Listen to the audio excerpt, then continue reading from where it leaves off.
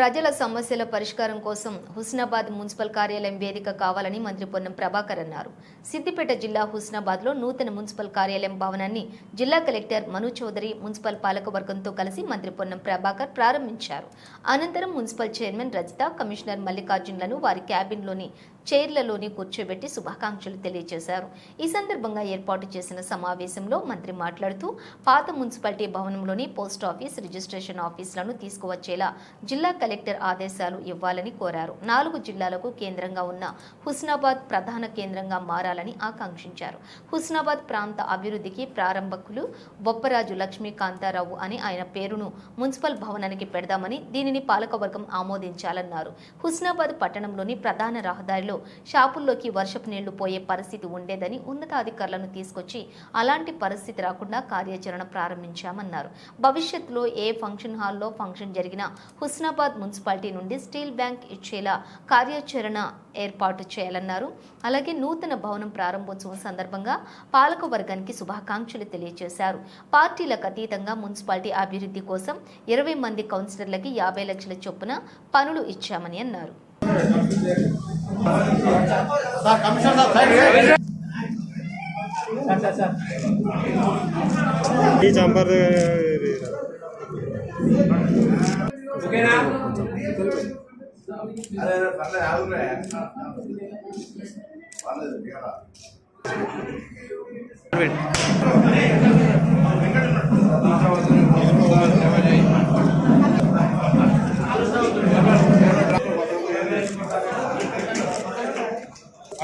పొన్నం ప్రభాకర్ గారు మరియు ఇతర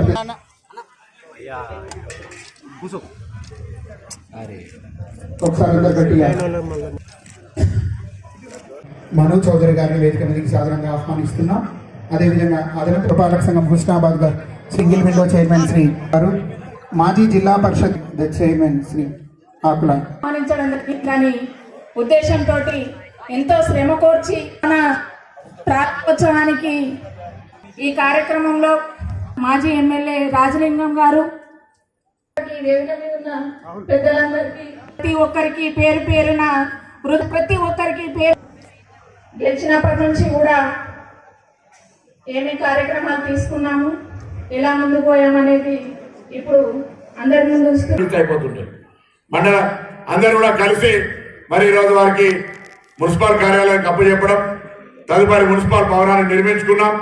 దాని తదుపరి కొత్త గొప్ప పూర్తి కాకపోయినప్పటికీ కూడా ఎంఐ ఎప్పుడు ప్రారంభిస్తారు. అదేవిధంగా పాత మున్సిపల్ కార్యాలయం నేను గౌరవ జిల్లా కలెక్టర్ గారిని కోరుతా ఉన్నా, మీరు వెంటనే ఆదేశాలు ఇచ్చి పాత మున్సిపల్ కార్యాలయంలో ప్రజల సౌకర్యార్థం ఒక 2 కార్యాలయాలు, ఒకటి పోస్ట్ ఆఫీసు, ఒకటి రిజిస్ట్రేషన్ ఆఫీస్ బయట ఉన్నాయి, అవి తెచ్చి ఇక్కడ పెడితే అందరికి ఉపయోగం ఉంటుందని మీరు అందరూ ఒప్పుకుంటే ఆ 2 కార్యక్రమాలను ఇక్కడ అందుబాటులో తీసుకొచ్చే ప్రైవేట్ బిల్డింగ్లు ఉన్నాయి కాబట్టి పోస్ట్ ఆఫీస్ ఒకటి, దాని తర్వాత రిజిస్ట్రేషన్ ఆఫీస్ ని ఓల్డ్ బిల్డింగ్ లో తీసుకొచ్చే కార్యక్రమం తీసుకుందామని భావన.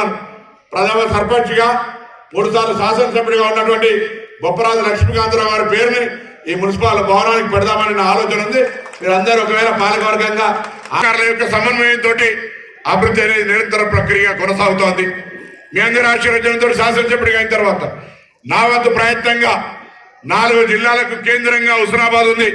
పక్కన పోతే కరీంనగర్, ముందు పోతే హన్మకొండ, కుడి పోతే జనగామ, వెనకకు సిద్దిపేట, 4 జిల్లాల మధ్యలో ఉన్న ఇది ఒక ప్రధానమైన కేంద్రం మారాలని అనేక రకాల కార్యక్రమాలు తీసుకొచ్చే విధంగా ప్రణాళికలు తయారు చేసే ముందుకు పోతా ఉన్నాం.